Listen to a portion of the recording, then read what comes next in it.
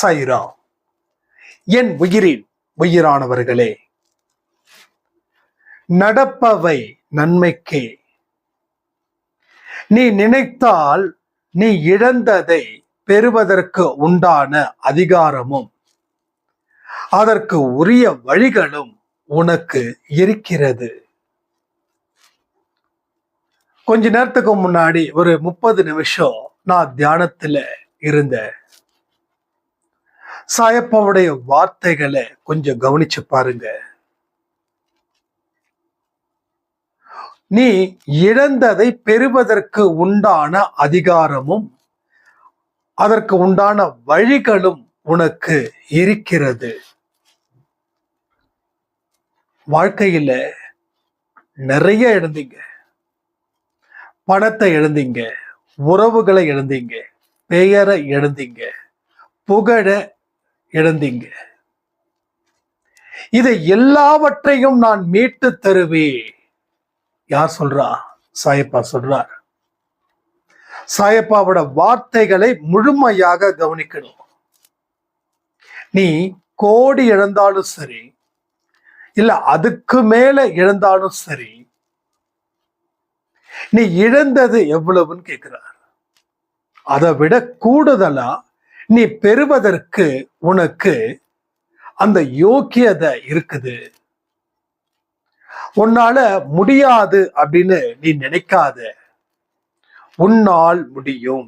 ஏனென்றால் நான் உன்னுடன் இருக்கிறேன் என்பதை மறவாதே. அந்த நம்பிக்கையின்படி உனது வாழ்க்கையை நீ ஆரம்பி.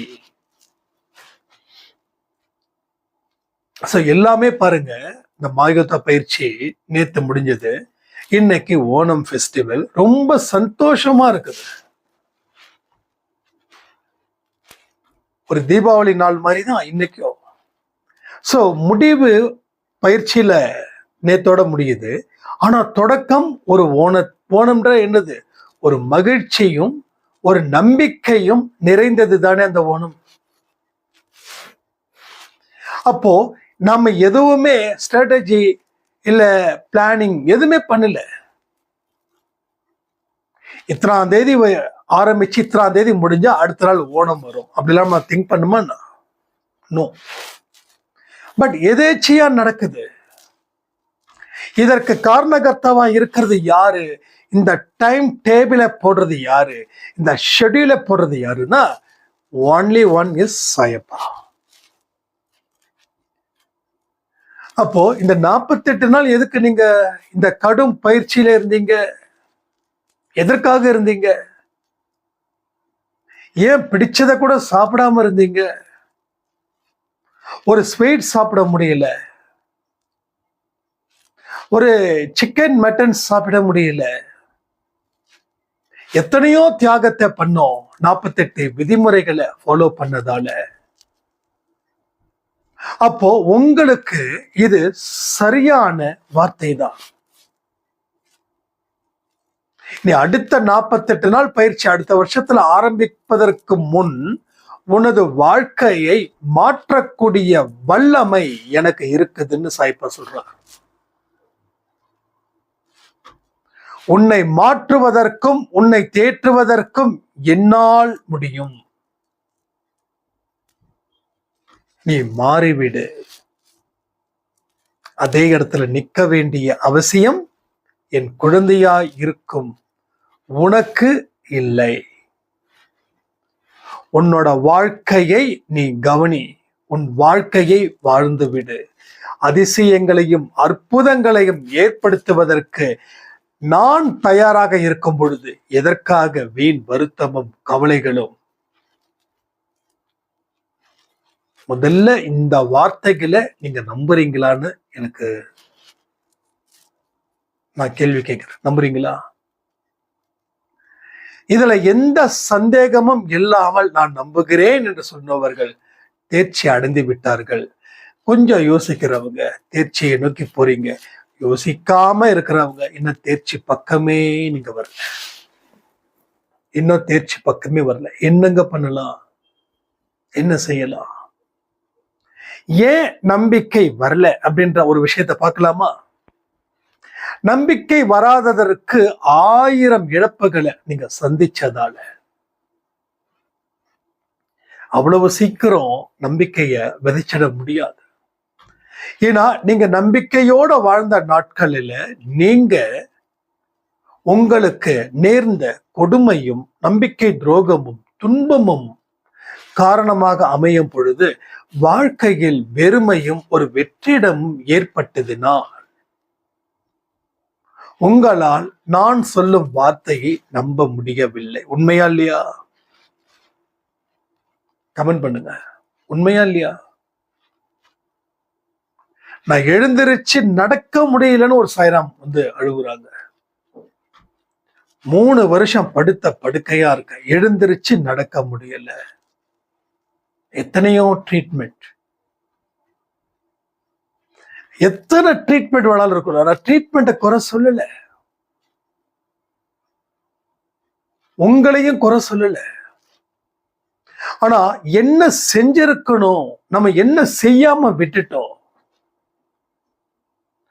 ஒரு சாதாரண மாத்திரை நீங்க போட்டா கூட அந்த மாத்திரையால என்னுடைய உடலில் இருக்கக்கூடிய நோய் தீருன்ற நம்பிக்கையை வைத்தால் மட்டும்தான் அந்த மாத்திரை வேலை செய்யும்.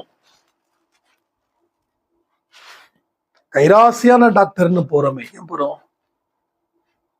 ஏன்னா நீங்க டாக்டரை நம்புறீங்க, டாக்டர் கொடுக்கிற மருந்தை நம்புறீங்க, அதனால நீங்க தேர்ச்சி அடைகிறீங்க நோயில இருந்து. ஆனா நம்பிக்கை இல்லாமல் போடும் மாத்திரை, இல்ல கவனம் இல்லாமல் போடும் மாத்திரை பெருசா எந்த விதத்திலையும் பயன் தராது. நான் இப்ப கூட ஒரு ஓப்பன் சேலஞ்ச் பண்ணட்டுமா?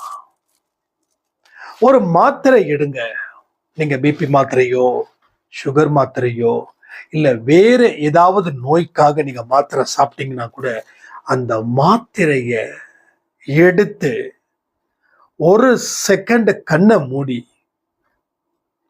இந்த மாத்திரை எனது நோயை குணப்படுத்தும், நான் அதை நம்புகிறேன், அப்படியே செய்வாயாக சாயப்பான்னு சொல்லுங்களேன்.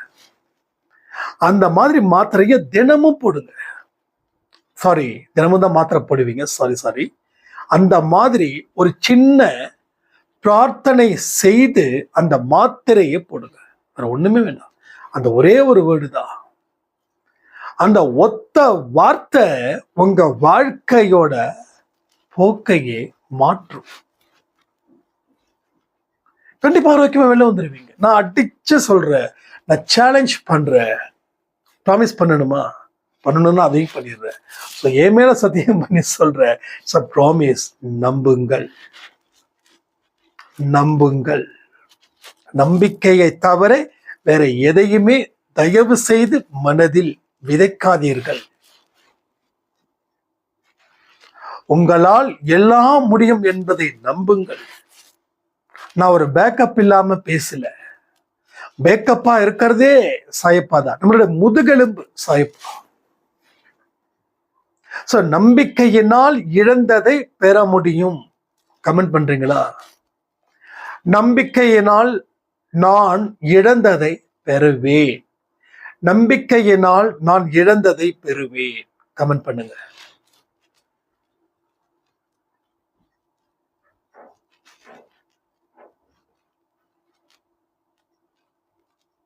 கமெண்ட் பண்ணிருப்பீங்க நம்புறேன். அப்போ இந்த நம்பிக்கை வராமல் இருப்பதற்கு காரணம் விழுந்த அடிகள், விழுந்த காயங்கள். இந்த காயத்தோட தழும்பு எனக்கு இப்ப கூட இந்த 2-3 இடத்துல காயம் தழும்பு இருக்குது. 2019 மதுரை கிட்ட ஒரு ஆக்சிடென்ட். சோ அன்னைக்கு வலிச்சது, இன்னைக்கு வலிக்கல. ஏன்னா இது வெறும் தழும்பு. அப்போ காயங்கள் வலிய கொடுக்காது. ஆனா இந்த காயங்கள் தழும்புகளாக மாறினதுக்கு அப்புறமும் வலிய கொடுக்குதுன்னு நாம நினைக்கிறதால அது வலியா இருக்குது. சோ தெய்வத்தின் வார்த்தைகளை மனப்பூர்வமாக நாம் நம்ப வேண்டும். இன்று தெய்வம் உங்களுக்கு தரும் ஆசீர்வாதத்தை பெற்றுக் கொள்ளுங்கள். சாய்ப்பா என்ன ஆசீர்வாதம் போற தெரியுமா? இதோ பாருப்பா, இதோ பாருமா, நீ இழந்ததை பெறுவாய். இந்த வார்த்தையை பூஜித்து விடு. இந்த வார்த்தையை நம்பிக்கையில் கலந்து விடு. உன் இரத்தத்தில் ஏற்று அது உன் செல்களில் அத்தனையும் அது பதியட்டும். இந்த நம்பிக்கையின்படி உனது வாழ்க்கையில் இனி பல தடைகள் உடையும். பல தோல்விகளை தாண்டி நீ வெற்றி என்ற கொடியை, கோப்பையை, தீபத்தை ஏற்றுவாய். ஏற்றும் நேரத்தில் இதை கேட்டுவிடு. அன்பை சாய்களை பதிவுகளை தினந்தோறும் கேட்கணும்.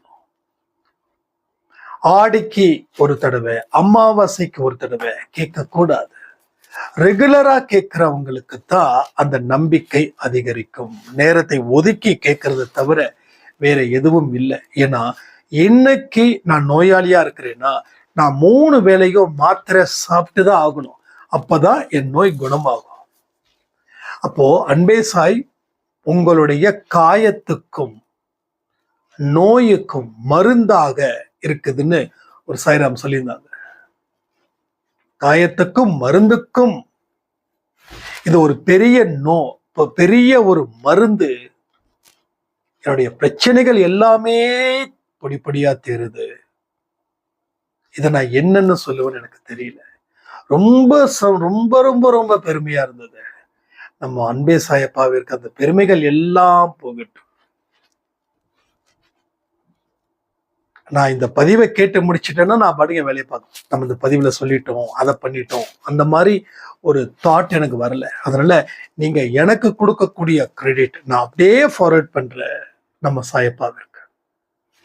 ஏன்னா அவர் இல்லாமல் எதுவும் இல்லை. அவரினாலே வாழ்க்கையில் வசந்தமும் தென்றலும் மாறி மாறி வருகிறது. புயல் வரல, சுனாமி வரல, என்ன வருது? ஒரு வசந்தமும் தென்றலும் மாறி மாறி மாறி வருகின்றது. சோ இழந்ததை நிச்சயமாக உன்னால் பெறுவதற்கு நீ முயற்சிகள் எடுக்கும் பொழுது உனக்கு பாதையை நான் காண்பிக்கிறேன். பாதை இருந்தா தானே பயணம்.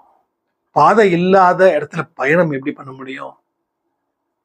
அப்போ உங்களுக்கு பாதைகளை இதுவரைக்கும் அவர் காண்பிக்கல. ஆனா இந்த பதிவின் மூலமாக புதிய நம்பிக்கை தீபத்தை ஏற்றுவதன் மூலமாக அவர் பாதையை உருவாக்குகிறார். எதற்காக? பயணத்தை அதில பயணம் செய். வாழ்க்கையில இதுவரைக்கும் செய்த பயணங்கள் வேறு. இனி வரும் நாட்களில் செய்யக்கூடிய பயணம் என்பது வேறு. காலையில கூட நான் பதிவுல சொல்லியிருந்தேன், ஆத்துக்கு இந்த பக்கம் நீங்க, ஆத்துக்கு அந்த பக்கம் அங்க, இந்த கேப்ப நீங்க நடந்து போகணும். இங்க பாம்பு முதல எல்லாமே இருக்கும். ஆனா சாயப்பா சொல்றாரு, இதை தாண்டிடு. பாம்பை பத்தியோ முதலைய பத்தியோ நீ கவலைப்படாத. நீ கவலைப்பட வேண்டிய அவசியம் இல்லை. ஜஸ்ட் நீ நம்பிக்கையோட வா. நான் இந்த முனையில இருப்பேன். பாம்பு கடிச்சாலும் அதை ஏற்றுக்கோ, முதல்ல கடிச்சாலும் ஏற்றுக்கொள். உயிருக்கு நான் உத்தரவாதம் தருகிறேன். வலிக்கத்தான் செய்யும். அந்த வலியை பொறுத்து கொண்டு என்கிட்ட வந்துட்டேன்னா இனி என்ன கடிச்சாலும் என்ன வலி வலிச்சாலும் அந்த வலியோ அந்த கடியோ மரணத்தை ஏற்படுத்த போவது இல்லை. பெரிய பெரிய துன்பத்தை கடக்க முடியல. எஸ், கடக்க முடியல. ஏன்னா பயம் இருக்கிறதும் போயிடுமோன்னு பயம். பயந்தால் வாழ முடியுமா? சரி, 5 வருஷமோ 10 வருஷமோ 15 வருஷமோ பயந்து தானே இருக்கீங்க. உங்களால நிம்மதியா சந்தோஷமா வாழ முடியுதா? சாப்பிட முடியுதா? இல்ல தூங்கத்தான் முடியுதா? அப்போ கொஞ்சம் முயற்சி பண்ணணும், துணிஞ்சிடணும். துணியறது தப்பே இல்லை. கடவுள் இருக்கிறாரு, என் வாழ்க்கைய நான் வாழ போறேன்னு சொல்றதுல என்ன தப்பு இருக்க போகுது?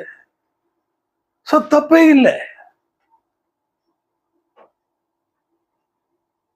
அப்போ பாதைய கொடுத்துட்டாரு, பயணத்தை ஆரம்பிக்க வேண்டியது யார் பொறுப்பு?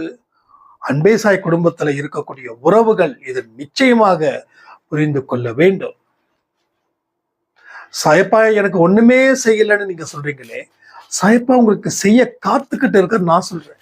நீங்க சொன்னதை நான் ஏத்துக்கிறது போல, நான் சொல்றதை நீங்களும் ஏத்துக்கணும்ல. அம்மா சொன்னாங்க, ஒண்ணுமே செய்யல, ரொம்ப கோபமா இருக்கு. நீங்க கோவப்படுறது சரி, தப்பு இல்லை.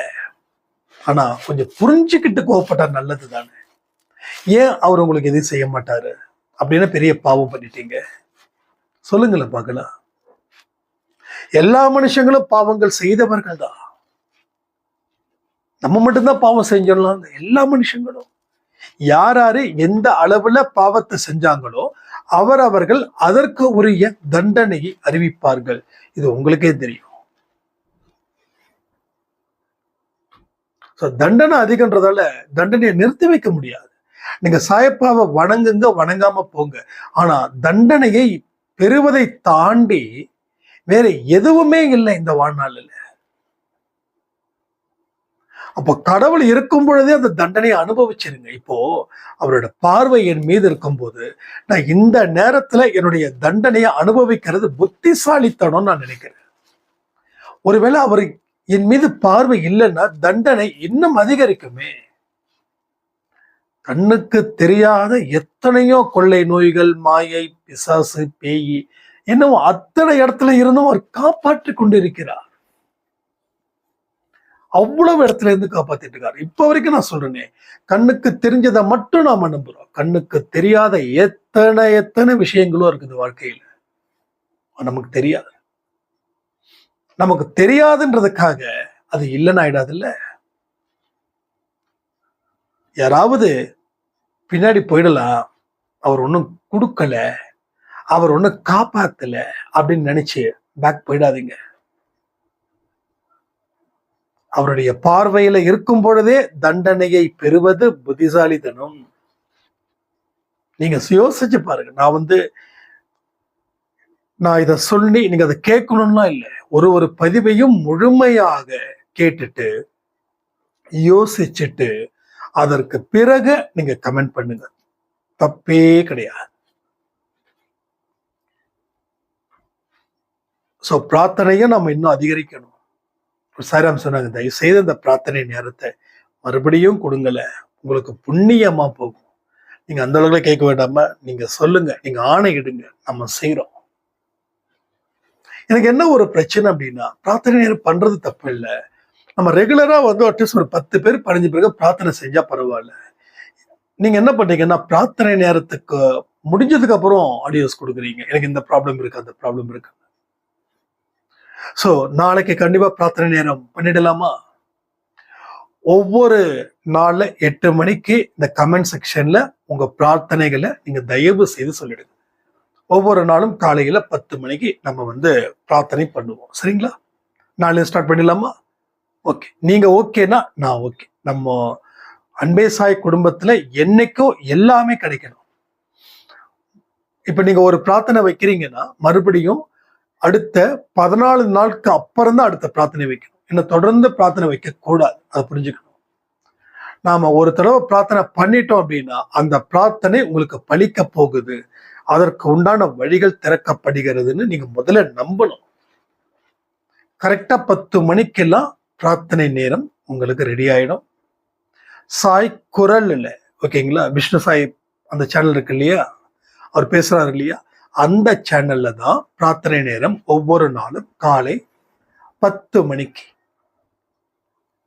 உங்களுடைய பிரார்த்தனைகள் எதுவா இருந்தாலும் உடனே இந்த அன்பே சாய் இந்த வீடியோவுக்கு கீழே கமெண்ட் செக்ஷன்ல கமெண்ட் பண்ணுங்க. ஸோ நடப்பவை அனைத்தும் நன்மைக்காகவே இருக்கட்டும். வாழ்க்கையில் இருளை தாண்டி வெளிச்சத்தை நாம் பயணம் செய்ய வேண்டும். ஒரு சின்ன பிரார்த்தனை பண்ணிடலாமா? என் அன்பு சாய்பாவிற்கு நன்றி, கொடான கொடி நன்றிகள். என் அன்பு தெய்வமே, என்னை இந்த நொடி வரைக்கும் காத்து எங்களுக்கு தேவையானவைகளை செய்து கொண்டு எங்களுடைய சந்தோஷத்திற்காகவும் எங்களுடைய நிம்மதிக்காகவும் பாடுபடும் என் அன்பு சாயப்பாவே உமக்கு நன்றி. எங்கள் குறைகளை நிச்சயமாக நீங்கள் தீர்ப்பீர்கள். எங்கள் நோய்களை நிச்சயமாக நீங்கள் தீர்ப்பீர்கள். எங்கள் கடன்களையும் நிச்சயமாக நீங்கள் தீர்ப்பீர்கள். அந்த நம்பிக்கையின் அடிப்படையில் எங்களுடைய பிரார்த்தனைகளை நாங்கள் உங்கள் முன் வைக்கிறோம். இதை ஏற்றுக்கொள்ளுங்கள். நீங்கள் ஏற்றுக்கொண்டால் மட்டும்தான் எங்களுடைய பிரச்சனைகள் தீரும், எங்கள் வாழ்வாதாரம் அதிகரிக்கும். என்னுடைய ஒரு நடவடிக்கைகளையும் நீ பார்த்து கொண்டும் அறிந்து கொண்டும் தான் இருக்கிறீர்கள். எங்களுடைய பிரார்த்தனைகளை சீக்கிரமாக செவி கொடுத்து எங்களுக்கு தேவையான அத்தனையையும் நீங்கள் செய்ய வேண்டும் என்று உங்களை கேட்டுக்கொள்கிறோம். எங்கள் பிரார்த்தனையை ஏற்றுக்கொள்வதற்காக நன்றி நன்றி நன்றி. பிரார்த்தனை பண்ணியாச்சு, நம்பிக்கையோடு இருங்க. கண்டிப்பா சாய்ப்பா இன்று இரவு உங்க கனவுல வரணும், நல்ல மெசேஜை கொடுக்கணும்னு சொல்லி இந்த பதிவை நான் முடிக்கிறேன். ஜெய் சாய்ராம்.